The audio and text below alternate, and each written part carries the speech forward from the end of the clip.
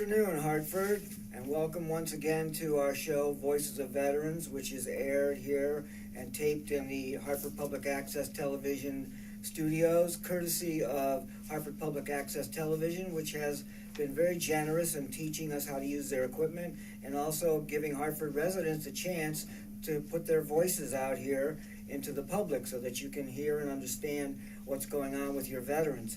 Today is 9/11. And most of us are well aware of the fact that 9/11 was a significant event in the lives of all of Americans across this country, somewhat similar to some of the other events that many of our parents lived through. Some people have compared it to December 7th, 1941, Pearl Harbor. It wasn't quite the same venue, but it certainly stuck in the memories of Americans. And some of us in my generation, for those of us in my generation, November 22nd, the assassination of President Kennedy was of a similar consequence and similar event that resonated throughout the entire American public. Well, today I'm going to be reading something written by one of my fellow veterans who helps us film this program. This is called The Tort of the Century, written by Steve Fournier, who does the filming for our program, who also was an Air Force veteran in Germany in the intelligence section of the Air Force during the Vietnam War. And he entitles this piece, and it's set up for what happened today in 9/11. That's why we're reading it. It's called The Tort of the Century. I'm probably not the only attorney in America who was inspired to pursue a law career by the accomplishments of Ralph Nader. In my case, it was a mistake. I should have gone to library school, but, argumentative person that I am, I thought I was cut out for advocacy. Making the best of a bad decision, I restricted my practice to the cause of ordinary individuals, especially injured and disadvantaged people. My professional biases and prejudices have always run parallel to those of Ralph Nader. In civil matters, I've always been a plaintiff's lawyer. One of Nader's major projects, the American Museum of Tort Law, located in an old bank building about a half hour from me in Winstead, Connecticut, should be an attraction for plaintiffs' lawyers. I visited the museum a few weeks ago when I joined the studio audience for a radio broadcast featuring an interview with Nader. The museum is impressive. There are exhibits illustrating precedent-setting cases involving asbestos, cigarettes, automobiles, dangerous toys, and superheated coffee, among other hazards. Each exhibit explores specific issues of civil liability for injury caused by wrongful conduct, the legal definition of the term tort. Most of the exhibits consist of big posters by fine art cartoonists accompanied by plain language explanatory text. There's a collection of interesting exhibits, including an array of hazardous toys and a shiny, deadly Chevrolet Corvair. What's spectacularly missing from the museum is any mention of the tort of the century that occurred in New York City on September 11th, 2001. Many precedents were set by that event and its legal aftermath, but they're assiduously avoided by the curators of the Tort Museum. Maybe Nader doesn't want to be singled out as a conspiracy theorist, although he does document the conspiracy General Motors initiated to destroy his reputation.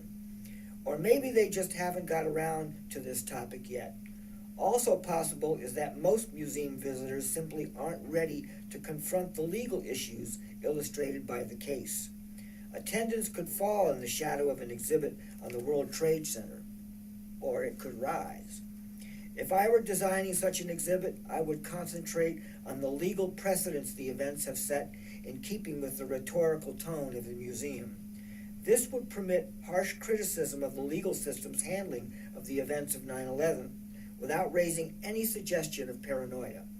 So great is the weight of evidence of a profound corruption of the rule of law to accommodate this case that it's difficult to escape the conclusion that the U.S. government was somehow complicit. Here's what one Connecticut plaintiff's lawyer might recommend in the way of an exhibit discussing the tort of the century. The tort. By any explanation of the events of 9/11, the failure of the buildings must be reckoned a tort for which some person or persons are responsible. The buildings were designed to withstand powerful forces, including hurricanes, earth tremors, explosions, and collisions with errant airplanes. Even the most optimistic terrorist could not reasonably hope to bring down one of the Twin Towers by crashing an airliner into it, much less both of them. And yet they came down, both skyscrapers, barely an hour after initial impact, killing many hundreds of people inside. As a historical fact, you may want to recall that in 1956, a B-24 bomber flew into the Empire State Building without causing the collapse of that building. It was a collapse that exceeded all precedents. Never before or since has a concrete and steel building collapsed under such conditions. Video of the collapses is shocking. One moment the building is there with people inside. Seconds later, it's reduced to dust along with the occupants. Nothing like this had ever been seen before, and it occurred with the cameras rolling in our face. Were these important buildings in violation of applicable building codes? Are the codes deficient in some way? Did somebody rig them for destruction? There is no explanation of the collapse of the buildings that doesn't implicate the owner and the city. As it turned out, the owner of the buildings got a multi-billion-dollar insurance settlement, and the mayor of the city at the time now sits at the right hand of the President of the United States. Events without precedent. Tort of the century. The parties. Even if you can't pin the collapse of the buildings on the airlines whose planes were used to crash into them, you still have a tort for them to answer for. If, as the official reports allege, men were allowed on board who commandeered the aircraft and used them as projectiles, the airlines would have to bear some liability for the immediate result. There was a fall in the value of their stock on the New York Exchange, but there never was an imposition of liability on any airline corporation. So far, we have the building owner and the airlines with what looks like the open and shut liability, along with the city as a potentially culpable party. But in an unprecedented miscarriage of justice, nobody is to blame. Then there's the U.S. Air Force. Anybody who's ever served in this outfit knows they brag about being able to intercept airborne intruders within minutes. In this case, they couldn't find their way to New York City for an hour after the airliners stopped interacting with ground controls. But you can't sue the Air Force. This is because of a doctrine called sovereign immunity. There are many cases in which government, the sovereign, is accused of wrongdoing, but cases actually holding government liable for injury are a fairly recent phenomenon. For obvious reasons, governments, national and local, have held to the doctrine of immunity. If the U.S. Army mistakenly sends a missile through your bedroom window, don't even think about suing anybody. If the Army ever had to pay for the injuries it caused, it would have gone bankrupt ages ago. And so the Air Force couldn't be sued, neither was there discipline for any of the Air Force officers who were in command of the interceptors that didn't intercept. In fact, several were promoted. It's not unprecedented for culpable parties to escape liability, but in this case, the means of excusing the guilty was without precedent.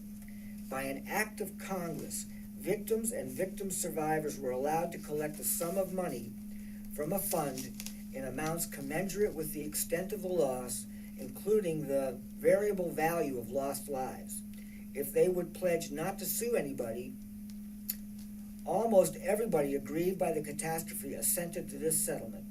Following a catastrophic loss caused by wrongful conduct on the part of private individuals and government agents, the U.S. government issued and paid out on a policy insuring against that loss. It's a new twist in tort law, at least, and coupled with the doctrine of sovereign immunity, worth some consideration by the museum. The investigation. There are protocols for investigations of airline crashes and building failures. These protocols are important not only in connection with questions of liability, but in the prevention of similar avoidable losses. When buildings fall down, codes and code enforcement are called into question, and measures are often adopted to remedy deficiencies. When airliners crash, procedures for various aspects of air travel are reviewed and sometimes reformed. Among the protocols for failed buildings and crashed airliners is the preservation of materials found in intact portions and in debris after a loss. This investigation was without precedent in that it disposed of all of the physical evidence of the crash and building failures as scrap metal, and it managed to get just about every item shipped beyond U.S. borders within weeks of the event. Someone should have been punished for the premature destruction of evidence, but nobody was. As for the official government investigation of the tort of the century, it took months to initiate, was conducted by an assembly of political hacks, relied on testimony given behind closed doors and not under oath, and seemed principally aimed at exonerating government officials, which it did. To accomplish this, the commission assembled to inform the public how this tort could have occurred was obliged to violate every rule of standard investigative practice. What was unprecedented in the investigation of the tort of the century was the willingness of the public to accept the self-serving explanation the government fed them. What happens to tort law when people sell out, as we seem to have done here? That's a question for museum patrons. The lasting effects. The tort of malfeasance typically goes unpunished, and this undermines the credibility of a republic like ours. The tort of the century illustrates this phenomenon. Since it happened, we have allowed standards of every kind to deteriorate. What we seem unwilling to tolerate, war, gross material inequality, environmental degradation, enrichment of public officials, hip-hop, etc., has broadened and deepened over the past 17 years and should worry us as workers and museum patrons. Steve has, with his description of the tort of the century, has marked out all of the points that need to be addressed and looked at. We all of us were devastated by what happened on that day in various ways. One of my daughters was going to school in New York at the time and just happened to be on a bus headed home when that happened. I was on my way to the VA in Newington for some medical appointments when I heard that an airliner had crashed into the World Trade Center.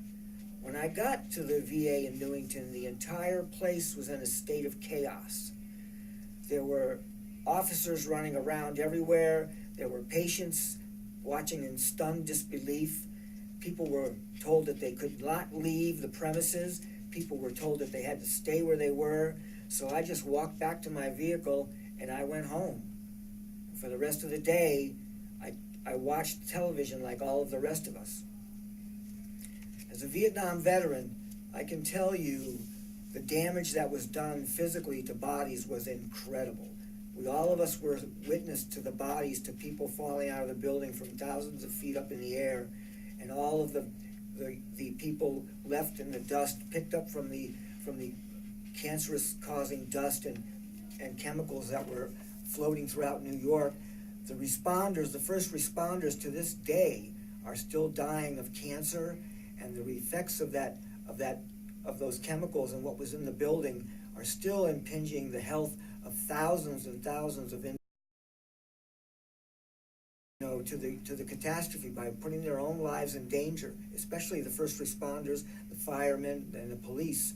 But there were a lot of people in the aftermath who used 9/11 as a reason to enlist in the United States military, because it was shortly after that we went to war in Afghanistan and we were going to war in Iraq, all based on the premise that some way, shape, and form Al-Qaeda had been at fault for what they did.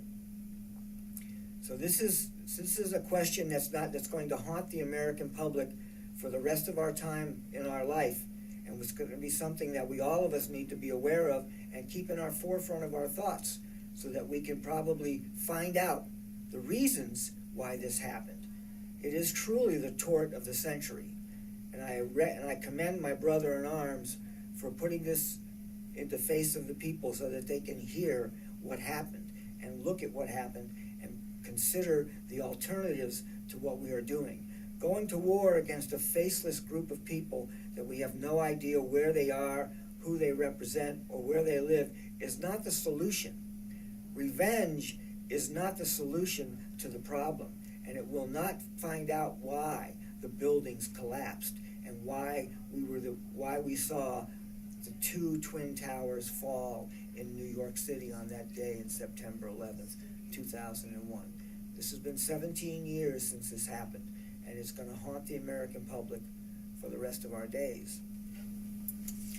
If I have some time here, I'm going to read something that I wrote called The Men in the Jungle.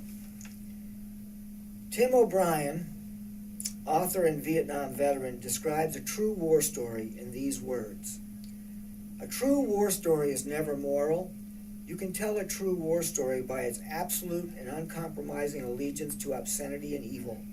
There is no rectitude, there is no virtue. Tim O'Brien is the author of the now classic The Things That They Carried, a novel about his experience in Vietnam. I have a true war story to tell, and it goes like this. I was a 19-year-old medic with the ambulance platoon at Chu Lai, serving with the 23rd Infantry, the Americal Division in 1970 and 1971.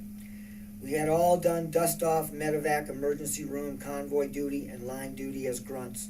Some of us did lab work and graves registration, where bodies are prepared to be sent home. Robert Scott, my brother-in-arms and senior medic, had volunteered to enter POW cages to minister to the wounded enemy. VC and NVA according to the Geneva Conventions and his respect for the enemy. I volunteered to go with him. We entered the cells guarded by the White Mice, the Arvin military police, intended to a suspected VC whose knee and shin had been laid open to the bone. I cleaned and debrided the wound without any analgesic while Scotty prepared the sutures and the hooked needle. The enemy suspect never made a sound of pain while Scotty and I threaded 23 sutures in his leg. We left with clear instructions for the care, but Scotty admitted that in all likelihood the sutures would be ripped out and the VC suspect beaten and moved. I only remember the care we took with the enemy and his stoic, grateful response as he endured 28 sutures without anesthetic. Former Marine Corps Commandant P.X. Kelly recently wrote an article in the Washington Post with Robert Turner. In it, they said, the Geneva Convention provided an important protection to our own military forces when we send them into harm's way. Violations of Article 3 are war crimes for which everyone involved, up to and including the President of the United States, may be tried in any of the 193 countries that are parties to the Geneva Convention. How is it that Robert Scott and I risked everything we had and were and still showed respect and honor due the enemy, and yet the present leaders and administration, while standing bravely out of range, have exhibited savage actions condoning torture as acceptable? They do this because they have no skin in the game. All cultures have their prophecies, and much talk of the end times and Armageddon is current. I don't need a religious tome to show me the signs. Our history since 1945 has been one of imperialist militarism driven by unchecked market forces. We have sown the teeth of the dragon worldwide. Look at the recent $20 billion arms deal for Saudi Arabia and $43 billion for Egypt and Israel, and we will reap the whirlwind. My hope is that the resistance among the people grows. It is our sons and daughters who are sacrificed, and we will be listened to. If not, then the men who are still in the jungle will unwrap justice from Cosmoline and Canvas. All of these writings by myself and other veterans, including the one I just read that Steve wrote, The Tort of the Century, indicate the bitter anger that we have towards our government for not listening to us. It's probably one of the reasons why Donald Trump got elected President of the United States, because there's so much underlying anger out there that Congress is not doing its job, and mostly it's not listening to the people. That's the biggest problem we have in this country today. The government refuses to listen to the voices of the people, not just the voices of veterans, but the voices of the people who vote, who live here, who grow up here, who raise their children here, and who believe in the Constitution of the United States of America. And I just hope and pray that no more 9/11s occur to send us off to war again, because that was an excuse that was misused. That was the wrong reaction to what happened. What happened at 9/11 was an act of homicide. It was murder. But the men who committed it killed themselves when they flew into the towers. So to wage war on another country or another people simply because that's where they might have come from or that's where they might have been is decidedly wrong and immoral. And it hasn't ended the problem. It hasn't ended the wars. It hasn't ended the conflicts. And in fact, what it has done is destroyed the countries that we were once so willing to help, and it has destroyed the lives of millions of people who are now fleeing their own countries because there's a continuous warfare being waged all over the world that is unnecessary and is basically being waged as a military contractors by military contractors who sold their services. In fact, it should be something that the United States government and the people are looking at, the fact that the individual who was the head of Blackwater, who hired military contractors to fight in Iraq, and whose people were responsible for killing hundreds of people in a square in Baghdad when they opened up on a multitude of people who were in a traffic jam. This individual, Eric Prince, is the head of a company that has been talking to the Soviets, and also we've become aware of the fact that the current Secretary of Education, Ms. DeVos, is his sister. And you have this individual who's been talking, Eric Prince, who's the head of the Blackwater contractors, has been talking to other contractors about possibly turning the United States military into a contracted force that's up for sale. In fact, currently the Kingdom of Saudi Arabia pays the United States military not only to supply it equipment, to protect the royal family of Saudi Arabia from its own people and from the surrounding people that live in the area. So we are effectively being used all over the world as somebody else's police force to keep the peace and to keep things going. This has got to end at some point, and I think the American people are the ones who need to put an end to it.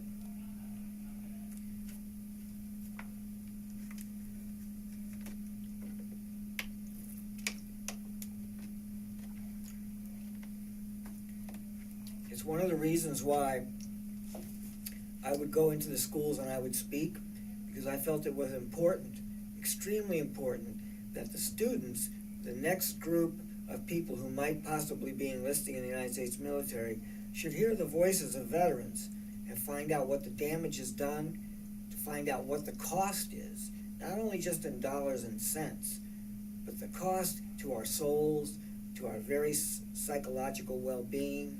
Because as one of my fellow Vietnam veterans has often said, what you do, you become. And that is what is happening to us. We are becoming the most proficient killers on the planet. And I would rather that we learn to grow things. It's easier to pull the trigger than it is to play the guitar. And I think that we need to redirect a lot of our resources into peace and into supporting the very people that need that support in our own country. That's what we need to do. We need to teach peace in the schools. And that's what part of our reason is for veterans that go into the classroom and talk to students. I've been invited